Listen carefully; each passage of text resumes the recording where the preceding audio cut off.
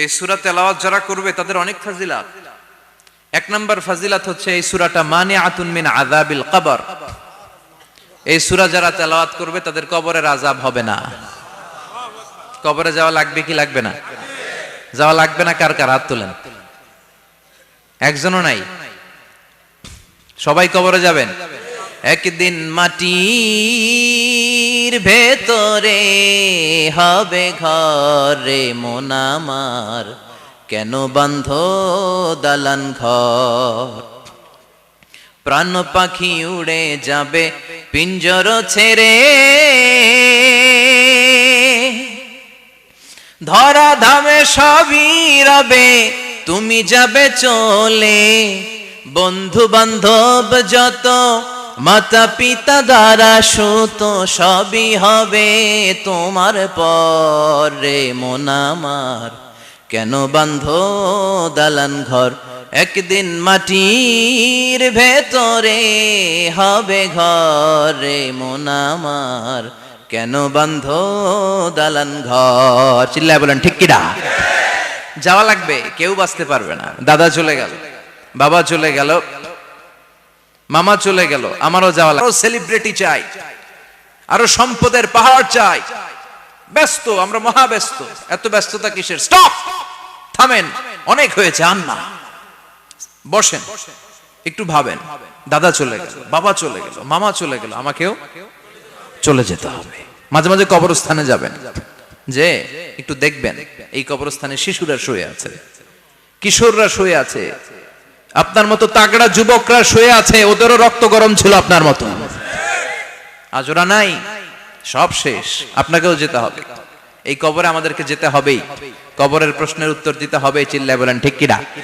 কবরে প্রথম প্রশ্ন করা হবে, মার রব্বুক, তোমার রবের নাম কি? আমাদের রব কে?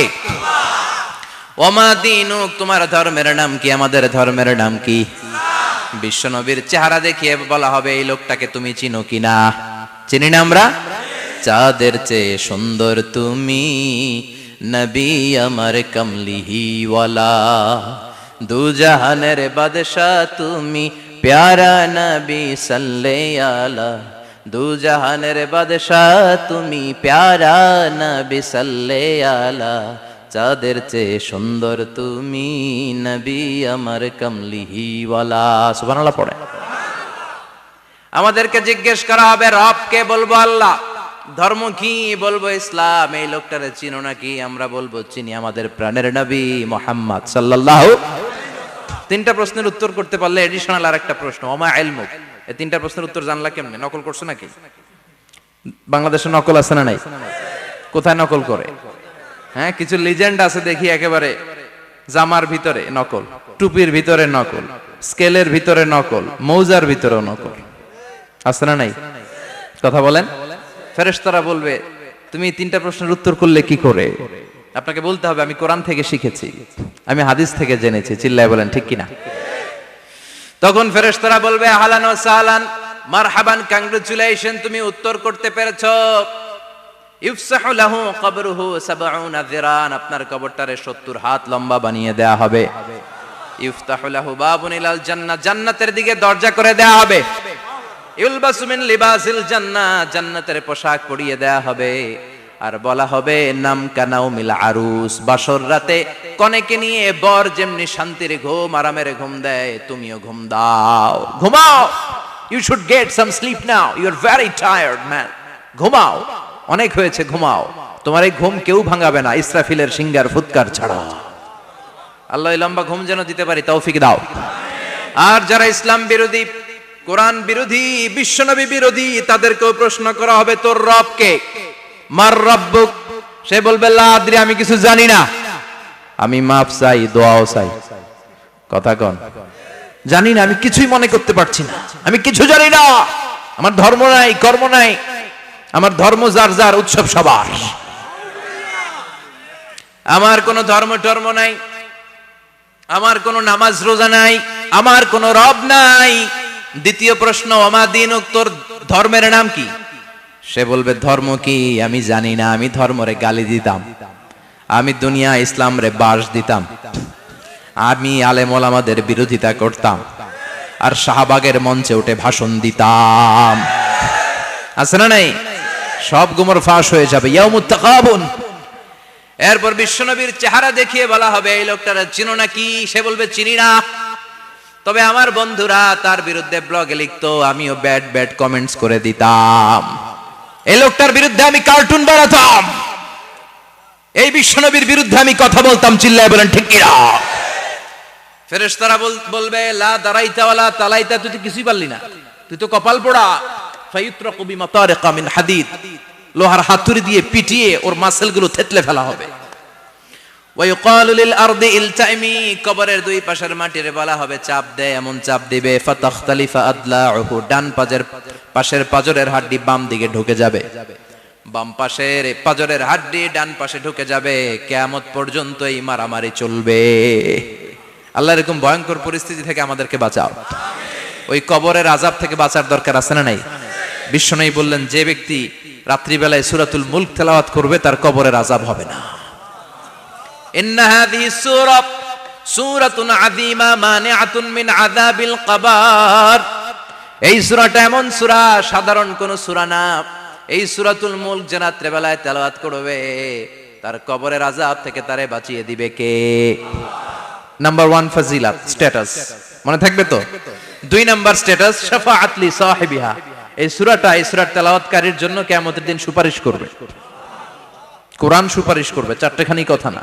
কোরআন যদি আপনার বিরুদ্ধে দাঁড়ায় আপনার জান্নাত ক্যান্সেল, আর কোরআন যদি আপনার ব্যাপারে আল্লাহর কাছে রেকমেন্ডেশন করে জান্নাত আপনার জন্য ওয়াজিব করে দিবে কে?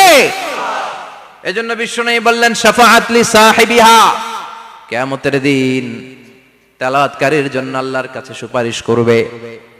2টা গেল। 3 নাম্বার বিশ্বনবী বললেন খাসামাত আন সাহিবিহা। এই সূরাটা কিয়ামতের দিন এই সূরার তেলাওয়াতকারীর পক্ষ নিয়ে আল্লাহর সাথে ঝগড়া করা শুরু করে দিবে। আল্লাহর সাথে ডিবেট করবে, ঝগড়া করবে, যতক্ষণ না হাত্তা আদখালাহুল্লাহুল জান্নাহ। হাদিসের টেক্সট হচ্ছে যে যতক্ষণ না আল্লাহ তাআলা তাকে জান্নাতে না ঢুকায় ততক্ষণ ওই সূরার তেলাওয়াতকারীর পক্ষ নিয়ে আল্লাহর সাথে বিতর্ক, ঝগড়া, তর্ক চলতেই থাকবে।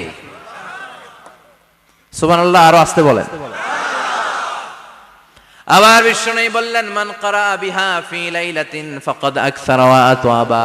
রাত্রিবেলা এই সূরাটা যে তেলাওয়াত করবে পুরো রাত্রিটারে বরকতময় করে দিবে কে? এজন্য বিশ্বনবী আবদার করে, আবেদন করে আমাদের কাছে বলে গিয়েছেন, আমি চাই আমার প্রতিটা উম্মতের হৃদয়ে এই সূরাটা গাঁথা থাক। আমি চাই আমার প্রতিটা উম্মতের সিনার ভিতরে এই সূরার 30টা আয়াত গ্রথিত করা থাক। সুবহানাল্লাহ পড়েন। মাত্র 30টা আয়াত মুখস্থ করতে রাজি আছেন? 1 মাসে কয়দিন?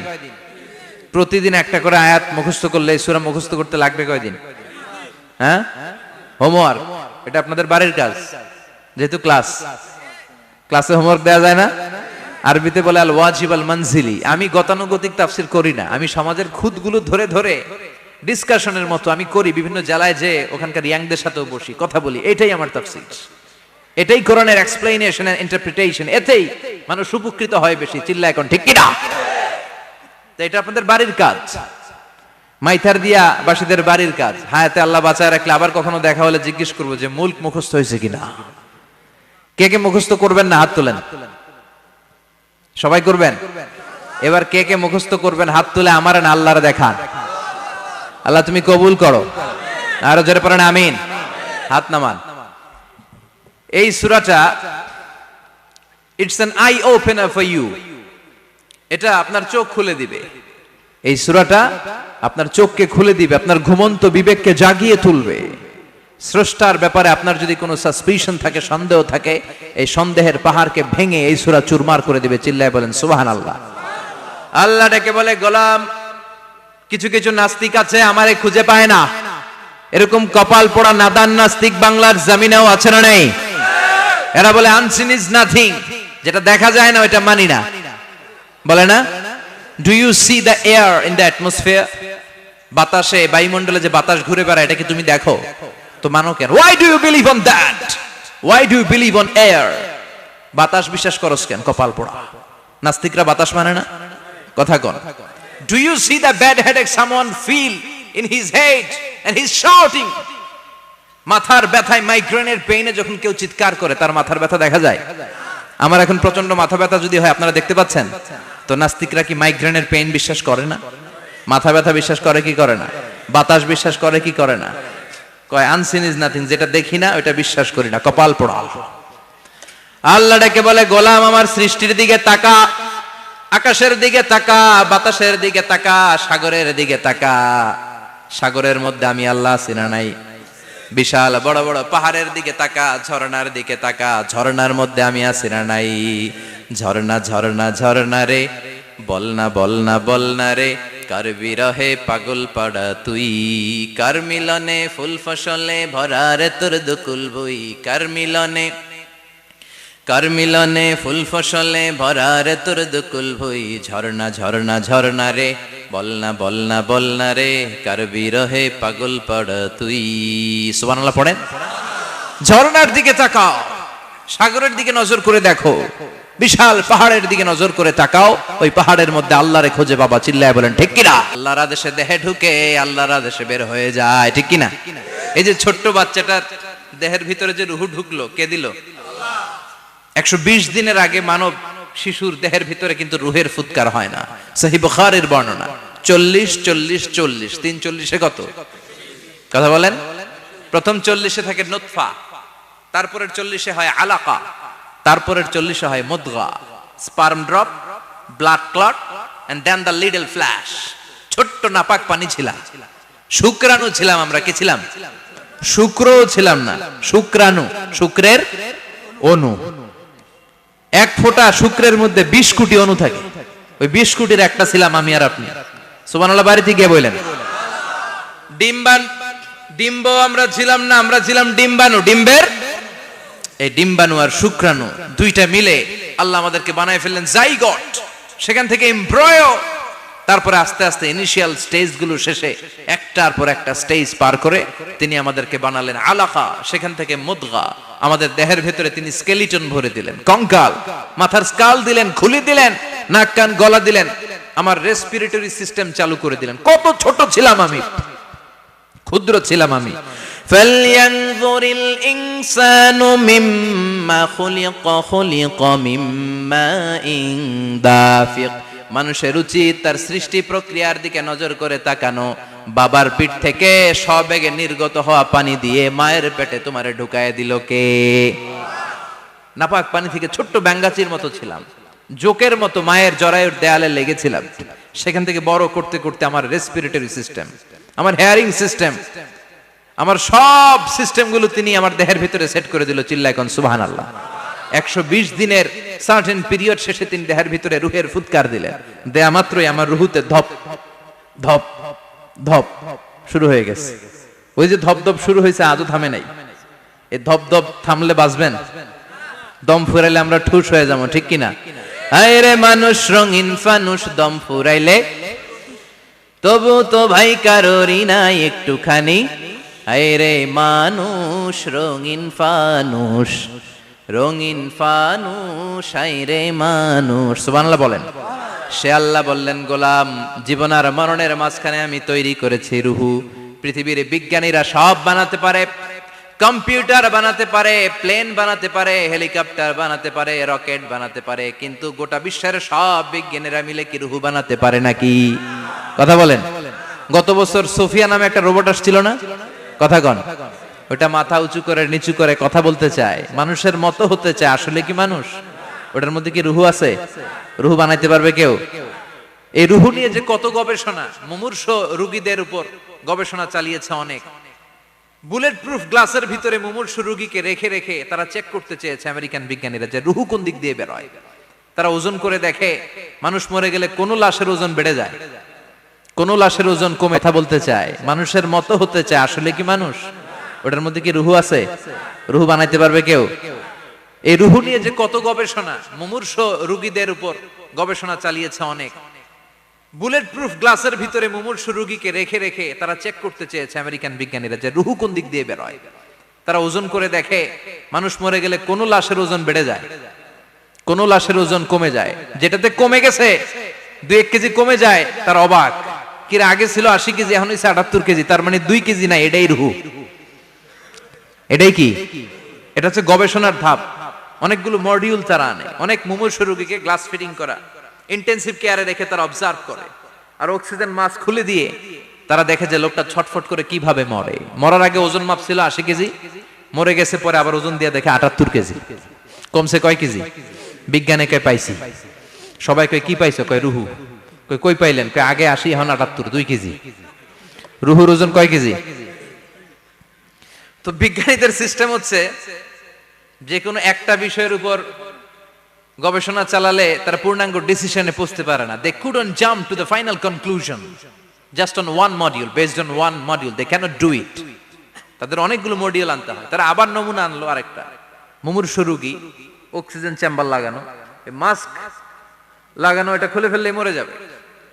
বুলেট প্রুফ করা গ্লাসের ভিতরে ঢুকিয়ে এটার ওজন মাপ, এটার ওজন 60 কেজি। এবার মাস্ক খোল, মাস্ক খুলছে ছটফট ছটফট করে, এটা শেষ। এবার মাপ দেখ, এবার মাইপা দেখা গেছে 63 কেজি। কয় কেজি বাড়ছে? এক একটার এক এক সিস্টেম হইতেছে, কোনোটা কমে, কোনোটা বাড়ে, কোনোটা কিচ্ছু হয় না। সবাই কয় তাইলে আপনি রুহু পাইলেন কই? আগেরটা কম ছিল, মনে করছিলেন 2 কেজি কমছে, ওইটাই রুহু, এখন 3 কেজি বাইরে গেছে, মিলাইবেন কি দিয়া? কথা কন।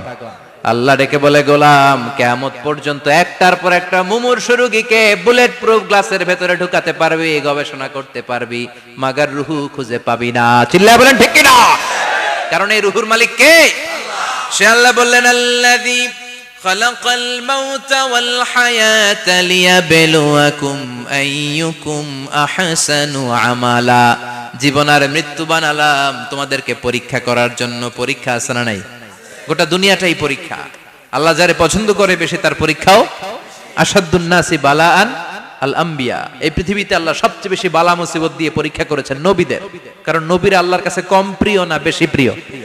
যেহেতু প্রিয় বেশি, পরীক্ষাও। এজন্য মুমিনের উপর যদি পরীক্ষা আসে, মুমিনের উপর যদি অত্যাচার আসে, মুমিনের উপর যদি ধৈর্যের পরীক্ষা আসে, জেল জরিমানা আসে, মুমিন ওইটারে ভয় পায় না। মুমিন ভয় পায় একজনকে। চিল্লায় বলেন তিনি কে? কারণ আল্লাহর ঘোষণা, ওয়ালা তাহিনু ওয়ালা তাহজানু। ঘোষণাটা কার? ভয় নাই, তোদের চিন্তা নাই। আনতুমুল আ'লাউনা ইন কুনতুম মুমিনিন। তোমরাই বিজয়ী হবা যদি মুমিন হও, যদি মুমিন হও। এজন্য ধৈর্যের পরীক্ষা দিতে হবে, আল্লাহর উপর তাওয়াক্কুল করতে হবে, অত্যাচার আর জুলুম আল্লাহর নামে সহ্য করে যেতে হবে। চিল্লায় বলেন ঠিক কি না? কারণ মুসলিমের সাথে আল্লাহ থাকে। মুসলিমের বদদুয়াকে বিশ্বনবী ভয় করতে বলেছেন। কারণ মুসলিমের বদদুয়ার মাঝে আর আল্লাহর মাঝে পর্দা থাকে। যারা দুনিয়ার বুকে জুলুম করে তাদেরকে ক্ষমতার মসনদ থেকে নামিয়ে দেয় কে?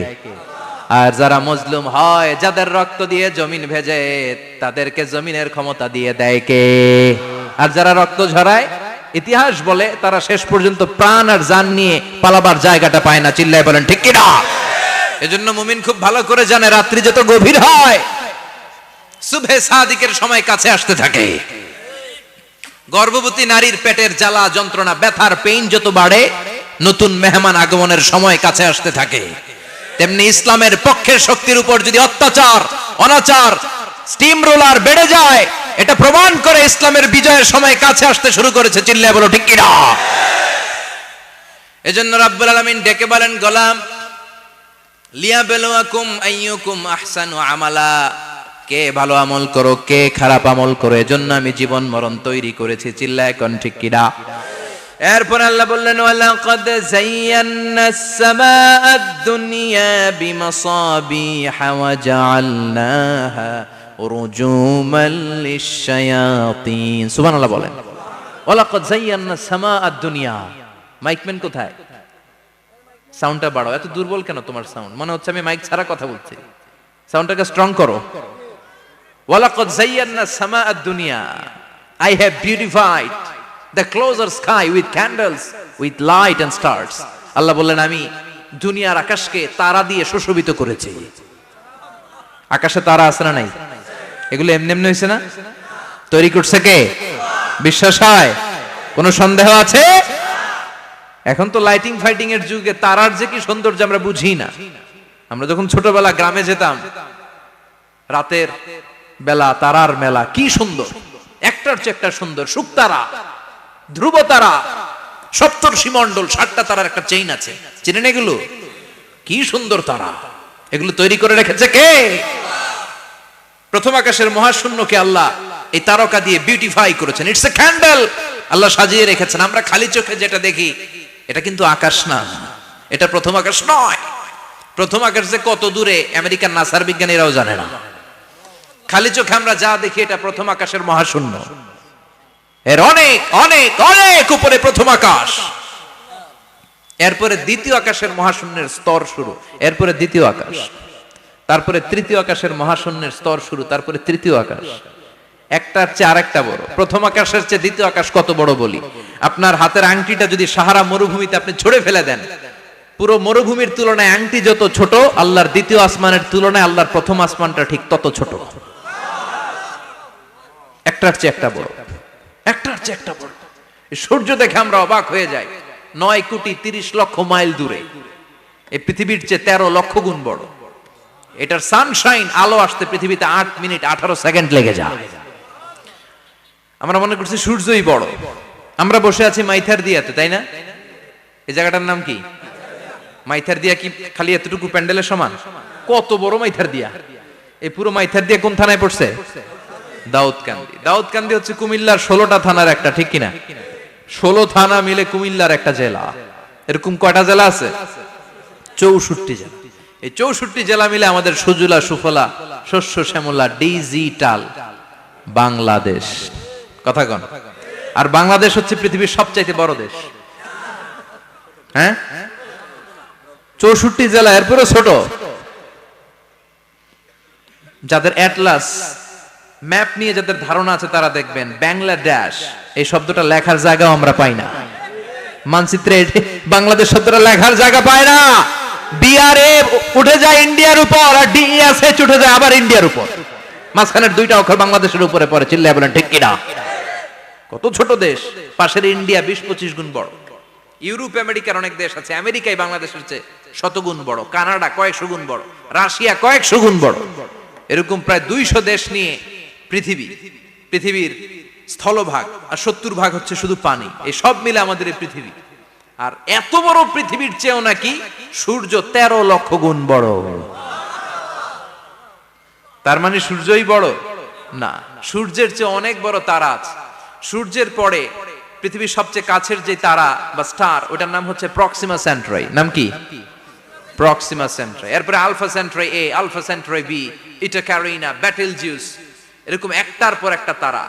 যেই সূর্য পৃথিবীর চেয়ে 13 লক্ষ গুণ বড়, বেটেলজিউস নামে একটা তারা আছে, ওটা সূর্যের চেয়ে 33 কোটি গুণ বড়। তার মানে কি বেটেলজিউসই সবচেয়ে বড় না, ছোট্ট একটা তারা। এই বেটেলজিউসরে খেয়ে ফেলাইতে পারে এরকম 1000 কোটি গুণ বড় সাইজের তারা আছে না নাই? এরকম কয়েক বিলিয়ন তারা নিয়ে আমাদের গ্যালাক্সি গঠিত। আমাদের গ্যালাক্সি, এটার নাম মিল্কি ওয়ে। এটার নাম কি? আমাদের গ্যালাক্সি। এই গ্যালাক্সিতে আমাদের অবস্থান। এরকম কত হাজার কোটি গ্যালাক্সি আছে আমেরিকার নাসার বিজ্ঞানীরাও জানে না। আমাদের গ্যালাক্সির সবচেয়ে কাছের যে গ্যালাক্সি, ওই গ্যালাক্সিটার নাম হচ্ছে অ্যান্ড্রোমেডা। কি নাম? অ্যান্ড্রোমেডা।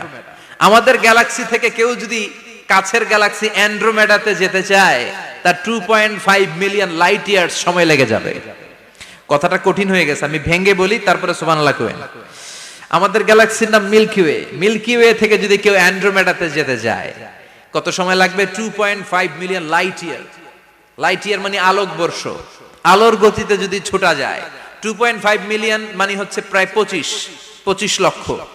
তাহলে পৃথিবীতে সবচেয়ে দ্রুতগামী যে বিষয়টা আবিষ্কৃত হয়েছে সেটা হচ্ছে আলো। এই যে লাইট মারলে যে ছুটে, এই লাইট প্রতি সেকেন্ডে 1,86,000 মাইল বেগে ছুটতে পারে। 1 মিনিটে না, 1 ঘন্টা না, 1 মিনিটে না, 1 সেকেন্ডে আলো চলে যায় কয় mile? 1,86,000। Could you imagine that? আপনি কল্পনা করতে পারেন? হয়তো মাথা নাড়াইতেছেন। এটা কি কল্পনা করা যাবে? আমার তো তার ছিঁড়ে যাচ্ছে। 1 সেকেন্ডে নাকি আলো ছুটে 1,86,000 মাইল বেগে।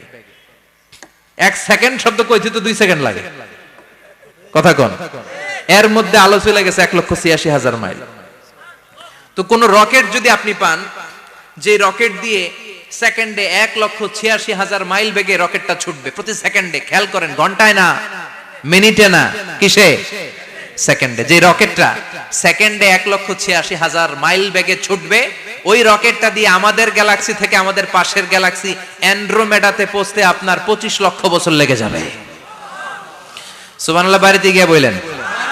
এরকম বিশাল বিশাল তারা দিয়ে আমাদের আকাশটারে বিউটিফাই করেছে কে? এজন্য আল্লাহ বললেন, ওয়ালাকাদ যায়্যানাস সামাআদ দুনিয়া বিমাসাবিহা ওয়া জাআলনাহা রুজুমান লিশ-শায়াতিন। আমি এই দুনিয়ার আকাশটারে সুন্দর সুন্দর তারকারাজি লাইটের মতো সেটিং করে সুশোভিত করেছি, আবার এই তারকা দিয়ে আমি শয়তানদেরকে প্রহারও করেছি। সুবহানাল্লাহ। শয়তানদেরকে আল্লাহ তারা মেরে আঘাত করে। সুবহানাল্লাহ বলেন। এরপরে এই সূরার প্রথম রুকুর শেষে আল্লাহ বললেন, وَأَسِرُّوا قَوْلَكُمْ أَوْ اجْهَرُوا بِهِ إِنَّهُ عَلِيمٌ بِذَاتِ الصُّدُورِ أَلَا يَعْلَمُ مَنْ خَلَقَ وَهُوَ اللَّطِيفُ الْخَبِيرُ। আল্লাহ বললেন, وَأَسِرُّوا قَوْلَكُمْ, তোমরা যদি গোপনে কথা বলো, أَوْ اجْهَرُوا بِهِ, কিংবা স্পষ্ট করে বলো, সব শুনে কে? আপনি যেমনি বলেন শুনবে কে? বলেনই নাই, শুধু মনে মনে ভাবছেন, শুনবে কে? সুবহানাল্লাহ কইবেন না? সাত আকাশের উপরে, আরশের উপরে তার অবস্থান, সাত জমিনের নিচে কোন গোপনতম প্রকোষ্ঠে, কোন ছোট্ট বাক্সের ভেতরে যদি কোনো পিঁপড়া, পিপিলিকা নীরবে হেঁটে যায়, আল্লাহ বলে আমি ওই পিঁপড়ার হেঁটে চলার পায়ের আওয়াজটাও শুনতে পাই। এজন্য কেউ যেটা শোনে না, শুনে কে? এরপর আল্লাহ বললেন, হুয়াল্লাযী জাআলা লাকুমুল আরদা যালুলান ফামশু ফি মানাকিবিহা ওয়া কুলু মির রিজকি ওয়া ইলাইহিন নুশুর। সুবহানাল্লাহ বলেন। আল্লাহ ডেকে বললেন, গোলাম তোমাদের জন্য জমিনটারে আমি বিছানা বানিয়েছি। আল্লাযী জাআলা লাকুমুল আরদা ফিরাশা, জমিনটারে বিছানা বানিয়েছে কে? এই বিছানার মতো সমতল জমিন দিয়ে তোমরা হেঁটে বেড়াও, চলে বেড়াও, হেলে দুলে পড়ার সুযোগ নাই, ঠিক কিনা? এই যে মাইথার দিয়ার আজকের যে ময়দান, এটা যদি বিছানার মতো সমান না হয়তো বসতে পারতেন? কথা কন। এই ময়দানের প্যান্ডেলের এদিক দিয়ে উঁচা, এদিক দিয়ে গর্ত, এদিক দিয়ে নিচা, এদিক দিয়ে খাড়া, কেমন হইতো? কথা কন। কেউ আমারে দেখতো, কেউ দেখতো না, কেউ দাঁড়াইয়া, কেউ বৈশা, আছে না নাই? কিন্তু জমিনটারে সমতল বানালো কে? আপনি যদি বিমান থেকে যদি আপনি দেখেন, বিমানের গ্লাস দিয়ে, জানলা দিয়ে যদি আপনি নিচের দিকে তাকান, আপনি দেখবেন মনে হবে পুরো জমিনটাকে আল্লাহ সবুজ কার্পেট দিয়ে কার্পেটিং করে রেখেছে। এই সৌন্দর্য দিয়েছে কে? আবার রব্বুল আলামিন বলেন, জমিনটারে সমান দেখে, কার্পেটিং দেখে মনে করো না তোমরা বেঁচে গিয়েছো। আমার দেয়া বিধান আমার জমিনে যদি কায়েম করতে না পারো, এই কার্পেটিং করা জমিনের ভেতরে আযাব আছে না নাই? এই পুরো জমিনের ভেতরে আছে আগুন আর আগুন। আগ্নেয়গিরির অগ্নুৎপাত জ্বালামুখে বিস্ফোরণ করে দিয়ে গোটা বিশ্বটারে মুহূর্তে মেসাকার করে দিতে পারে কে? এজন্য আল্লাহ ডেকে বললেন, গোলাম আমিনতুম মান ফিস সামাই আন ইয়াখসিফা বিকুমুল আরদা ফাইযা হিয়া তামুর। তোমরা কি ভেবেছো নাকি বেঁচে যাবা? আমি চাইলেই পুরো জমিনটারে কাঁপিয়ে দিতে পারি। আইয়াখসিফা বিকুমুল আরদ, খাসাফ মানে ল্যান্ডস্লাইড। খাসাফ মানে কি? ল্যান্ডস্লাইড, ভূমিধস, ভূকম্পন, আর্থকোয়েক, আছে না নাই? বাংলাদেশে তো ভূমিকম্প হয় না, না? টের পাইছেন? মাঝে মাঝে মাঝরাতে হয় না? 3টার দিকে নিজেই দৌড় দিব না, বাচ্চারা লইয়া দৌড় দিব, লুঙ্গি পইরা দৌড় দিব না, লুঙ্গি ছাড়া দৌড়ামু, কথা কম। এই ভূমিকম্প আছে না নাই? আল্লাহ বলে, মনে করো না জমিনটা সমতল, কার্পেটিং করে দিয়েছি, এই কার্পেটিং এর ভিতরেও আগুনের দলা আছে না নাই? আবার আল্লাহ বললেন, আমিনতুম মান ফিস সামাই আন ইউরসিলা আলাইকুম হাসিবা। নিচে যেমনি কার্পেটিং করা জমিনের ভেতরে অগ্নুৎপাত রেখে দিয়েছি, মাথার উপর থেকে আযাব দেওয়ার সুযোগ আছে না নাই? চাইলে আল্লাহ অগ্নি বৃষ্টি দিতে পারে, আগুন বৃষ্টি দিতে পারে, ঠান্ডার বজ্রপাত দিতে পারে। আপনারা লূত আলাইহিস সালামের কওমের নাম শুনেছেন? তারা হোমোসেক্সুয়ালিটি, সমকামিতা করত। ফলে আল্লাহ তাআলা বিশাল এক চিৎকার মেরে সাইয়েদনা জিবরাইলের মাধ্যমে পুরো জমিনটারে শেষ করে দিলেন। ফাজআলনা আলিয়াহা সাফিলাহা ওয়া আমতারনা আলাইহিম হিজারাতাম মিন সিজিল। তাদের অপকর্মের কারণে জর্ডানের ওই এলাকাটাকে আল্লাহ বললেন, জিবরাইল এলাকাটারে হাতে তুলে নে, আকাশের উপরে তুলে পুরো এলাকা সহ মানুষ সহ জমিনের মধ্যে গেড়ে দে। জমিনের নিচের মাটি উপরে নিয়ে গেল কে? উপরের মাটি নিচে নিয়ে গেল কে? পুরো জায়গাটা এখন ডেড সি হয়ে গেছে। কি সি? ডেড সি নাম শুনেন নাই বোধহয়? আজকে শুনে রাখেন, এটারে বলে মৃত সাগর। এটা গজবের জায়গা, ওখানে মানুষও ডুবে না। লবণের ডেনসিটি, সল্টের ডেনসিটি এত হাই, এই পানির মধ্যে এত গজব, এর মধ্যে কোনো মাছ জন্মায় না, চিংড়ি জন্মায় না, কাঁকড়া জন্মায় না, ব্যাঙ হয় না, শ্যাওলা হয় না, কিচ্ছু বাঁচে না। এটা গজবের জায়গা, চিল্লায় বলেন ঠিক কিনা? যে আল্লাহ জর্ডানের এলাকাটারে ধ্বংস করে দিল, ওই আল্লাহ আজও আছে না নাই? এই জন্য নিজ দিয়ে তিনি যেমনি আযাব দিতে পারেন, ভূমিকম্প দিতে পারেন, জলোচ্ছ্বাস দিতে পারেন, উপর থেকে তিনি শিলাবৃষ্টি দিতে পারেন কি পারেন না?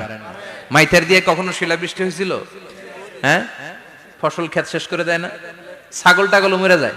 ছাগল যদি ইয়েতে থাকে ক্ষেতের মধ্যে, বড় শিলা মাথায় পড়লে শেষ, মানুষও শেষ, টিনের চালও শেষ। কথা কন। এরপরে আল্লাহ যদি উল্কা বৃষ্টি পাঠায়, উল্কা যদি পড়ে, কই যাবেন? কোথায় যাবেন আপনি? উল্কা চিনেন? মহাশূন্যে বিশাল পাথরের খণ্ড ঘর্ষণ খেয়ে পৃথিবীর ভেতরে ঢুকে যায়। এই পৃথিবীতে সবচেয়ে বড় উল্কাপিণ্ড পড়েছে সাউথ আফ্রিকাতে। সাউথ আফ্রিকার একটা সিটি আছে, হোবা সিটি। এই হোবা শহরে 60 মেট্রিক টন ওজনের একটা উল্কা পড়েছিল, যেখানে পড়েছে পুরো জায়গাটা বিশাল খাদ হয়ে গিয়েছে। এরকম একটা উল্কা যদি এখানে পড়ে আজকে, বাঁচার উপায় আছে? যে বিল্ডিং এ আমরা থাকি, রাত্রে বেলায় ঘুমাই আর ধুম্মা চলে ধুম দেখি রাতে, ওই বিল্ডিং এ যদি একটা পড়ে, কথা কন, ডান্স ক্লাব গুলার উপর যদি পড়ে, পতিতালয় যেগুলা আছে ওগুলা যদি পড়ে, যেই হোটেল গুলার মধ্যে আকাম কুকাম হয় ওইটার উপর যদি পড়ে, নাকি আল্লাহর এখন দেয়ার ক্ষমতা নাই? কথা কন। তার মানে বেঁচে গেছো, পার পেয়ে গেছো মনে করো না, নিজ দিয়েও আযাব আছে, উপর দিয়েও আযাব আছে। চিল্লায় বলেন ঠিক কিনা? এজন্য ভয় পেতে হবে একজন সত্তাকে, তিনি কে? সব ক্ষমতার মালিককে। এরপর আল্লাহ বললেন, আওয়ালাম ইয়ারাউ ইলা আত-তায়রি ফাওকাহুম সাফাতিন ওয়া ইয়াকবিদনা মা ইউমসিকুহুন্না ইল্লার রাহমান ইন্নাহু বিকুল্লি শাইইন বাসীর। সুবহানাল্লাহ বলেন। আল্লাহ বলেন, তোরা নাস্তিক হস কেমন করে? মানুষ নাস্তিক হয় কেমন করে? মানুষ কি মুক্ত বিহঙ্গের দিকে নজর করে তাকায় না? আকাশে মুক্ত বিহঙ্গ নাই? বিহঙ্গ বুঝছেন তো? পাখি। পাখির কথা কোরআনে বললো কে? সুবহানাল্লাহ কইবেন না? ওয়া আরসালা আলাইহিম তায়রান আবাবিল। আবার কাবা ভাঙতে এলে পাঠাওয়া বাবিল। দাও খোদা দাও আমায় আবার উমর দরজ দিল। দাও খোদা দাও আমায় আবার উমর দরজ দিল। সুবহানাল্লাহ পড়েন। এই যে আল্লাহ বললেন ওয়া আরসালা আলাইহিম, তারপর তায়রান আবাবিল। তায়ের মানে পাখি, তায়ের মানে কি? আবার জান্নাতে যারা যাবে তাদেরকে পাখির ভুনা গোশত খাওয়াবে কে? জান্নাতে যাওয়ার সাথে সাথে প্রথমে আল্লাহ আপনাদেরকে মেহমানদারি করবে মাছের কলিজা দিয়ে। খাইবেন? মাছের কলিজার কথা শুনে জিহ্বায় পানি আসছে নাকি? আউয়ালু তুআমিন ইয়াকুলুহু আহলুল জান্নাতি ফাজিয়াদাতু কাবিদিল হুত। প্রথমে মাছের কলিজা, এরপরে পাখির ভুনা গোশত। তার মানে পাখির কথা কোরআনে আছে না নাই? আবার সাইয়েদনা সুলাইমান আলাইহিস সালামের একটা পাখি ছিল, এটার নাম কি ছিল? হুদহুদ পাখি। মাথার উপর দিয়ে চলতো, আর ওইটার চোখে জুমিং পাওয়ার আল্লাহ এত বেশি দিয়েছিল, এটা জমিনে নজর করলে বুঝতে পারতো কয় হাজার ফিট নিচে পানি আছে, পানিটা মিষ্টি না লবণাক্ত না কেমন, দেখে দেখে মুহূর্তের মধ্যে সাইয়েদনা সুলাইমানের কাছে সব তথ্য সরবরাহ করে দিত। কোন সুবহানাল্লাহ। এজন্য আল্লাহ বললেন, নাস্তিক গুলো কি পাখির দিকে তাকায় না? এই পাখির দিকে তাকালে পাখির রব আল্লাহরে খুঁজে পাওয়া যায়। পাখির দিকে তাকালে, মুক্ত বিহঙ্গের দিকে তাকালে কেমন করে পাখিগুলো উড়ে যায়। এই পাখিগুলো আকাশে ধরে রাখে কে? মা ইউমসিকুহুন্না ইল্লার রহমান। ওই রহমান ছাড়া কেউ পাখিগুলোর শূন্যে ধরে রাখতে পারে না। কত শত আয়াতে যে আল্লাহ পাখির কথা বলেছেন হিসাব নাই। কত ধরনের পাখি যে আল্লাহ বানিয়েছেন কোনো হিসাব নাই। আপনারা ঘরে জিওগ্রাফিক্যাল চ্যানেলগুলো দেখেন? হ্যাঁ, না জি বাংলা দেখেন? স্টার জলসা, কিরণমালা, কি দেখেন? জিওগ্রাফিক্যাল চ্যানেল দেখবেন। ওখানে দেখবেন একটা পাখি আল্লাহ তৈরি করেছে, পৃথিবীর সবচেয়ে ছোট পাখি, নাম হলো হামিং বার্ড। কি নাম? The smallest bird ever in the world. সবচেয়ে ছোট। এটা প্রাপ্তবয়স্কে 3 থেকে 5 ইঞ্চি লম্বা হয়। এটার পূর্ণ যৌবন এটা লম্বা কতদূর? 3 থেকে 5 ইঞ্চি। এটা প্রতি সেকেন্ডে ডানা ঝাপটাতে পারে 80 বার। কয়বার? আমাদের ডানা আছে না 2টা। আপনি আপনার ডানা 1 সেকেন্ডে কয়বার ঝাপটাতে পারবেন? হ্যাঁ, আমি ঝাপটাইলাম, কয়টা হয়েছে 1 সেকেন্ডে? হ্যাঁ, 3টা 4টা ঝাপটা দিতেই আমার সেকেন্ড শেষ, কিন্তু এই পাখিটা প্রতি সেকেন্ডে তার দুই পাখা ঝাপটায় কয়বার? পৃথিবীর সব পাখি সামনে ওড়ে, তো এই পাখি সামনে যেমনি ওড়ে, এট দ্য সেম টাইম এই পাখি পিছনের দিকে উঠতে পারে। সুবহানাল্লাহ, বাড়িতে যায় বললেন। ইউরোপের আল্পস পর্বতমালায় গুগল করবেন যে আজকে গুগলে লিখবেন যে আলপিন সুইফট একটা পাখি আছে। এই পাখিটা একবার যখন শূন্যে উড়াল দেয়, উড়ন্ত অবস্থায় এটা আকাশে 6 মাস থাকতে পারে। আকাশের মেঘের আপ থেকে পানি খায়, শূন্যে ভেসে বেড়ানো পোকামাকড় ধরে খেয়ে বেঁচে থাকে। 6 মাস পর একবার জমিনে ল্যান্ড করে, নামে কয়েকদিন থেকে আবার উড়াল মারে, আবার উড়াল মারলে আবার 6 মাস। আলপিন সুইফট। আরেকটা পাখি আছে, অদ্ভুত পাখি, নাম হোমা বার্ড। এই হোমা বার্ড উড়ন্ত অবস্থায় ডিম পেড়ে দেয়, আর ওই ডিমটা জমিনে পড়ার আগেই মাঝখানে ডিম ফেটে বাচ্চা বেরোয়, বাচ্চা উঠতে শুরু করে দেয়। এই পাখিগুলোর কথা কোরআনে আছে না নাই? এজন্য আল্লাহ বললেন, আওয়ালাম ইয়ারাউ ইলা তাইরি ফাওকাহুম সাফাতিন ওয়া ইয়াকবিদনা মা ইউমসিকুহুন্না ইল্লার রাহমান ইন্নাহু বিকুল্লি শাইইন বাসীর।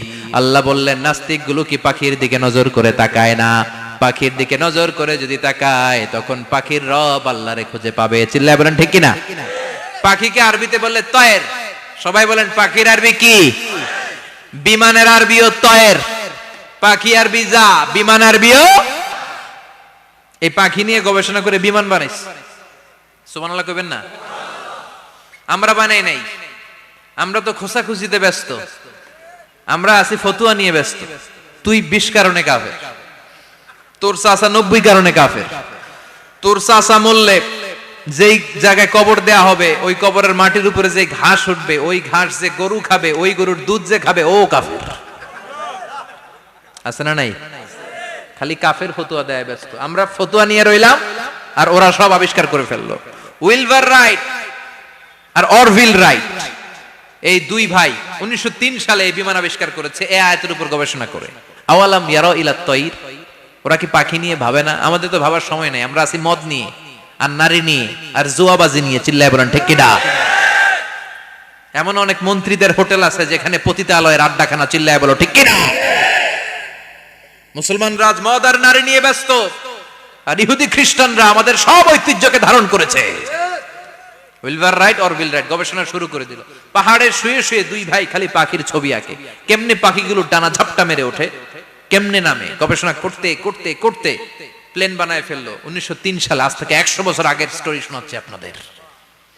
তখনকার বিমান এখনকার বিমানের মতো ছিল না। আপনি দেখবেন যে শুরুতে বিমান কেমন ছিল।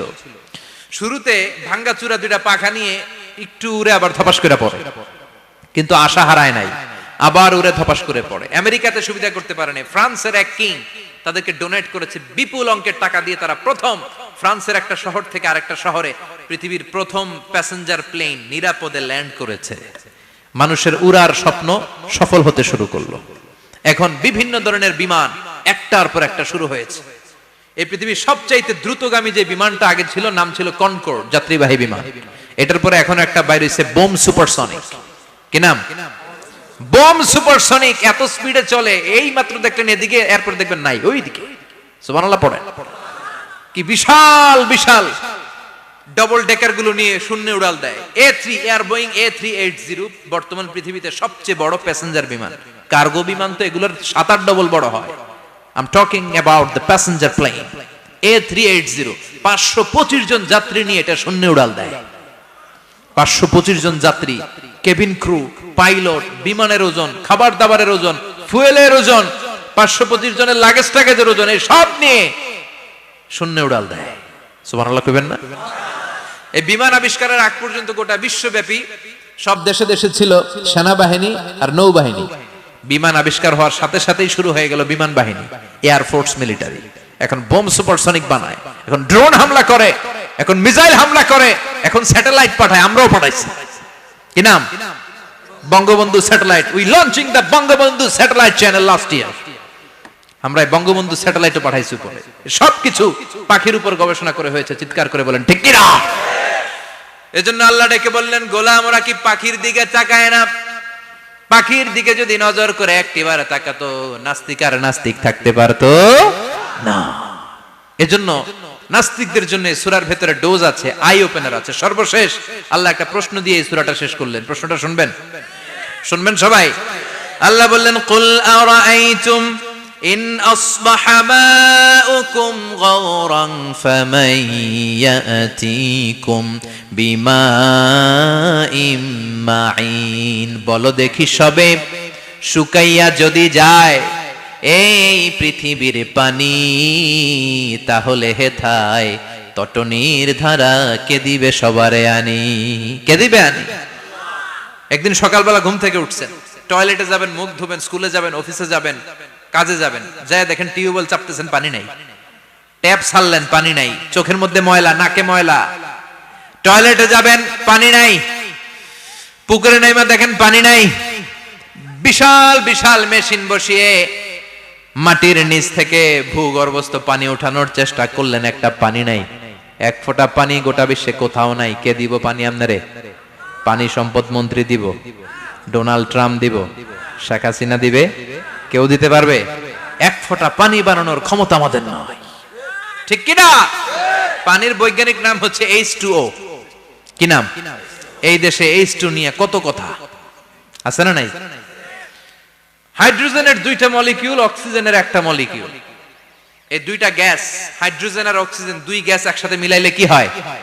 কথা বলেন। মিঠা নদীর পানি। সুবহানাল্লাহ পড়েন। আল্লাহ বললেন, ঘুম থেকে উঠে যদি দেখো পৃথিবীর সব পানিগুলো একেবারে পৃথিবীর নিচে চলে গেছে, কোন মাধ্যম দিয়ে এক ফোঁটা পানির জোগাড় আর বন্দোবস্ত করা যায় না, কে তোদেরকে পানি এনে দিবে? কথা কন। আল্লাহ ছাড়া এক ফোঁটা পানি এনে দেওয়ার মতো ক্ষমতা কারো আছে নাকি? আবার পানি থেকে পৃথিবীর সব কিছুরে বানালো কে? ওয়াজআলনা মিনাল মাই কুল্লা শাইইন হাই আফালা ইউমিনুন। আল্লাহ বললেন, পানি থেকে গোটা বিশ্বের সব আমি বানালাম। সব জীবিত জিনিস তৈরি হয়েছে পানি থেকে। এটা কোরআনের কথা। কার কথা? আর ১৫০০ বছর পর বিজ্ঞানীরা এখন বলছে পানি থেকেই সব প্রাণ এসেছে। সুবহানাল্লাহ পড়েন। বিজ্ঞানীদের রিসার্চে এসেছে পৃথিবীর সর্বপ্রথম যে প্রাণীটার উৎপত্তি, এটার নাম নাকি অ্যামিবা। কি নাম? It's a very small unicellular organism in the world. এককোষী শৈবাল অ্যামিবা এসেছে পানি থেকে, ওদের কথা। তারপরে এসেছে জুপ্লাঙ্কটন, ফাইটোপ্লাঙ্কটন, ব্যাকটেরিয়া প্লাঙ্কটন, একটার পর একটা ডেভেলপ করেছে। সব এসেছে পানি থেকে। পানি নাই তো কিচ্ছু নাই। পানি হচ্ছে প্রাণের ব্লুপ্রিন্ট। চিল্লায় বলেন ঠিক কিনা? পানির মধ্যে সব প্রাণের অস্তিত্ব রেখে দিয়েছে কে? আবার ফলের মধ্যে আল্লাহ পানি দিয়ে বললেন, আন্না সাবাবনাল মাআ সাব্বা। যেখানে যতটুকু পানির দরকার, রসের দরকার, সব রস দিল কে? ক্ষীরার ভিতরে পানি আছে না নাই? কলার ভিতরে, আপেলের ভিতরে, তরমুজ, তরমুজ তো পুরাই পানি। কথা কন। ডাবের ভিতরে কে দিল? নাকি আমনে বানাইছেন? কেউ বানাতে পারে? এই পানিগুলো দিল কে? আবার আল্লাহ বললেন, মারাজাল বাহরাইনি ইয়ালতাকিয়ানি বাইনাহুমা বারযাখুল লা ইয়াবগিয়ান ফাবিআইয়ি আলাই রাব্বিকুমা তুকাযযিবান। দুই দিকে সাগর বয়ে যায়, একদিকে লোনা পানি, একদিকে মিঠা পানি, একসাথে সাগরটা বয়ে যায়, কিন্তু মাঝখানে এমন ব্লকেজ, একটার পানি আরেকটার সাথে মিশে না, আটকায় রাখলো কে? দেখছেন আপনারা কোথাও এটা? কই দেখছিলেন? গোয়ালন্দ, বুড়িগঙ্গার এখানে একসাথে পানি বয়ে যায়। এই জায়গায় পানি, এই জায়গায় পানি মিলে না, মিশে না। দাউদকান্দির এখানেও আছে, মিশে না। এর কারণ এই পাশের পানি, এটা ডেনসিটি হাই, বেশি ঘন, এটা ডেনসিটি লো, এটা পাতলা, এটা টেম্পারেচার হাই, এটা টেম্পারেচার কম, এটা লবণ বেশি, এটা লবণ কম। দুইটা দুই পানি একসাথে বয়ে যায়, একটার সাথে আরেকটা মিশে না। এই কারিগরটা কে? চিল্লায় বলতে হবে কে? সেজন্য আল্লাহ বললেন, গোলাম পানি দিয়ে আমি বানালাম, পানি ছাড়া বাঁচবি না। এজন্য সব জায়গায় পানির ব্যবস্থা করে দিয়েছে কে? আবার বেশি পানি হলেও মরার ব্যবস্থা আছে না নাই? সাইয়েদনা নূহ আলাইহিস সালামের কওমকে বন্যা দিয়ে ধ্বংস করেছে কে? এজন্য পানি চাইবো কার কাছে? কথা কন। আল্লাহ মেঘ দে পানি দে, ছায়া দে রে তুই, আল্লাহ মেঘ দে। সবাই পড়েন না? আল্লাহ মেঘ দে পানি দে ছায়া দে রে তুই আল্লাহ মেঘ দে। দেয়ার মালিক একজন, তিনি কে? চাইতে হবে কার কাছে? সব ক্ষমতার মালিক কে? নাকি আমরা? আমরা ক্ষমতার মালিক। আর জীবনে কোনোদিন বলবেন মানুষ সকল ক্ষমতার উৎস, এই কথা কোনোদিন বলা যাবে? সকল ক্ষমতার একচ্ছত্র নিরঙ্কুশ মালিকানা একজনের, চিৎকার করে বলতে হবে তিনি কে? বিপদে আপদে সবসময় আমরা তার কাছে চাইবো, তার কাছে ফিরবো। আল্লাহ আমাদের সবাইকে কথাগুলো বুঝার ও আমল করার তৌফিক দান করুন। আরো জোরে পড়েন আমিন। দোয়া করে দিব। যতগুলো কথা বললাম কোরআন সুন্নাহর আলোকে বলেছি, বানিয়ে কিছু বলি নাই। তারপরেও আমার মনের অজান্তে কোনো মিস ইনফরমেশন যদি আমার মুখ ফসকে বেরিয়ে যায়, সেগুলো যেন আল্লাহ তাআলা আপনাদের স্মৃতিপট থেকে মুছে দেয়। পড়েন আমিন। সত্য সুন্দর হকের পক্ষে যা বললাম তার সব যেন আল্লাহ আমাদের সবাইকে আমলের তৌফিক দান করে। আমরা পড়ি আমিন। আল্লাহুম্মা আমিন। ইয়া রাব্বি লাকাল হামদু কামা ইয়ানবাগি লিজালালি ওয়াজহিকা ওয়া আযীমি সুলতানিক। লাকাল হামদু বিল ঈমান, লাকাল হামদু বিল ইসলাম, লাকাল হামদু বিল কুরআন। اللهم اجعل حزاننا وذهاب همومنا وغمومنا واجعله شفيعنا يوم الحساب وارزقنا تلاوته آناء الليل وأطراف النهار. ربنا ظلمنا أنفسنا وإن لم تغفر لنا وترحمنا لنكونن من الخاسرين. ربنا آتنا في الدنيا حسنة وفي الآخرة حسنة وقنا عذاب النار. اللهم إنك عفو كريم تحب العفو فاعف عنا. اللهم إنك عفو كريم تحب العفو فاعف عنا. اللهم ارزقنا حسن الخواتيم. اللهم ارزقنا حسن الخواتيم. اللهم أعنا على ذكرك وشكرك وحسن عبادتك. اللهم إنا نسألك الهدى والتقى والعفاف والغنى. اللهم حبب إلينا الإيمان وزينه في قلوبنا وكره إلينا الكفر والفسوق والعصيان وجعلنا من الراشدين. اللهم ارزقنا شهادة في سبيلك والموت في بلد رسولك. وصلى الله تعالى على خير خلق